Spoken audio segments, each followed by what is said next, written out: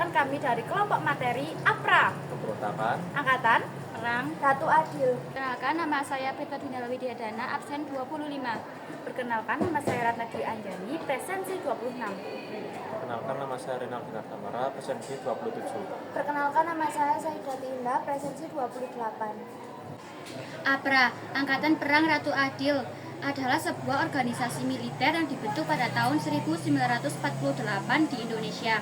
Organisasi ini dipimpin oleh Kapten Raymond Westerling, seorang mantan perwira tentara Belanda yang sebelumnya dikenal dengan perannya dalam penumpasan pemberontakan di Sulawesi Selatan pada masa revolusi kemerdekaan Indonesia. APRA beranggotakan sebagai besar bekas tentara Belanda dan prajurit yang sebelumnya terlibat dalam konflik-konflik di Indonesia. Latar belakang terbentuknya APRA adalah sebagai respon terhadap ketidakpuasan sebagai kelompok terhadap arah politik dan kemerdekaan Indonesia. Mereka merasa bahwa Indonesia yang merdeka tidak cukup mengakomodasi kepentingan-kepentingan orang-orang yang sebelumnya bervariasi dengan kekuasaan kolonial Belanda. APRA menginginkan Indonesia untuk kembali menjadi negara bagian dari Belanda atau setidaknya menjaga hubungan yang sangat erat dengan Belanda. Pemberontakan APRA. Target pemberontakan APRA adalah Jakarta dan Bandung. Jakarta menjadi target sasaran sebab pada awal Januari 1950 sedang ramai dilakukan sidang kabinet RIS untuk membahas kembalinya Indonesia ke bentuk negara kesatuan. Kemudian, APRA juga menargetkan kota Bandung karena situasi kota belum sepenuhnya dikuasai oleh pasukan Siliwangi. Ditambah pula dengan basis kekuatan militer Belanda yang kuat di Bandung. 23 Januari 1950 pagi, pasukan yang menamakan diri APRA bergerak dari Cimahi menuju pusat kota Bandung. Utamanya ke markas divisi Siliwangi di Jalan Hospited, sekarang Jalan Lembong. Sepanjang jalan menuju markas divisi Siliwangi, pasukan APRA menembaki tentara Siliwangi yang terlihat tak bersenjata. Akhirnya, pertempuran tak seimbang 800 APRA melawan 100 tentara Siliwangi yang tersisa di markas terjadi. Pertempuran ini menewaskan Letkol Althoff Lembong. Akhirnya APRA menguasai markas Siliwangi. Akhir dari pemberontakan APRA. Pada Januari 1950, Presiden RI Soekarno menunjukkan Hamid sebagai Menteri Negara tanpa portofolio, sekaligus koordinator tim perumusan lambang negara. Menteri tanpa portofolio adalah menteri pemerintahan tanpa tanggung jawab spesifik atau tidak mengepalai kementerian tertentu. Dalam sidang kabinet 10 Januari 1950, Hamid membentuk panitia lencana negara. Kemudian diadakan sayembara pembuatan lambang negara. Di sisi lain, Hamid menjalin mufakat dengan Westerling karena ingin mempertahankan negara federal dan kecewa dengan jabatannya yang hanya sebagai menteri tanpa portofolio. berikut adalah langkah-langkah penyelesaiannya pemberontakan APRA. Yang pertama ada tindakan militer oleh TNI. Pemerintah Indonesia segera mengarahkan pasukan TNI untuk menumpas pemberontakan.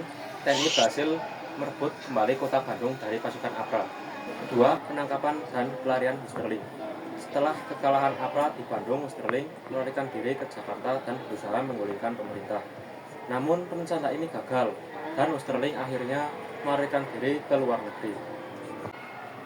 3. Penindakan terhadap anggota APRA. Banyak anggota APRA ditangkap atau dibubarkan oleh pemerintah.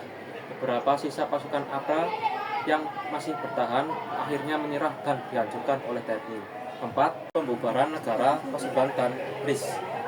Pemberontakan APRA menunjukkan kelemahan sistem federalis atau Republik Indonesia Serikat.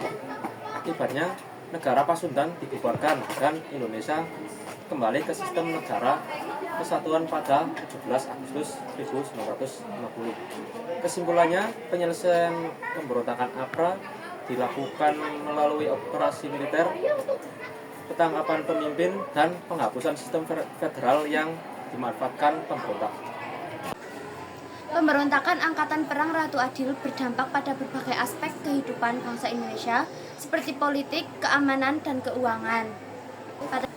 Pemberontakan APRA dilakukan oleh Kapten Raymond Westerling. Tujuannya adalah mempertahankan bentuk federal di Indonesia dan mempertahankan adanya tentara tersendiri pada negara-negara bagian RIS. Dampak keamanan terganggunya keamanan rakyat Indonesia, banyaknya anggota TNI yang gugur, Bandung mencekam saat itu. Dampak keuangan negara menjadi sedikit berantakan. Dampak sosialnya adalah meningkatkan rasa saling memiliki, persatuan dan kesatuan dari seluruh masyarakat Indonesia. Dampak politik yang pertama adalah terganggunya pembentukan Republik Indonesia Serikat atau RIS. Yang kedua, terhambatnya pembentukan pemerintah yang berstruktur. Yang ketiga yaitu munculnya ketegangan antara pemerintah RI dan Belanda.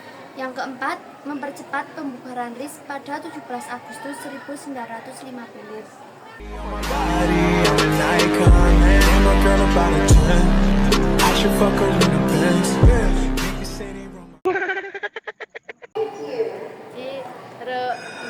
Assalamualaikum warahmatullahi wabarakatuh.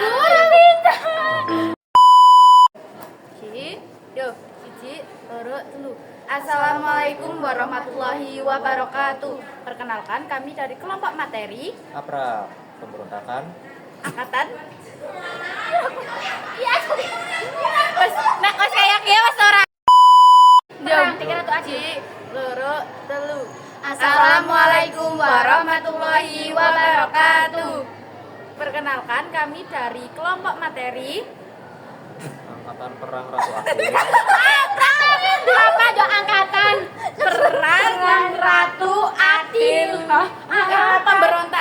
Pemberontakan angkatan perang Ratu Adil. Artinya ngomong APRA sih. APRA.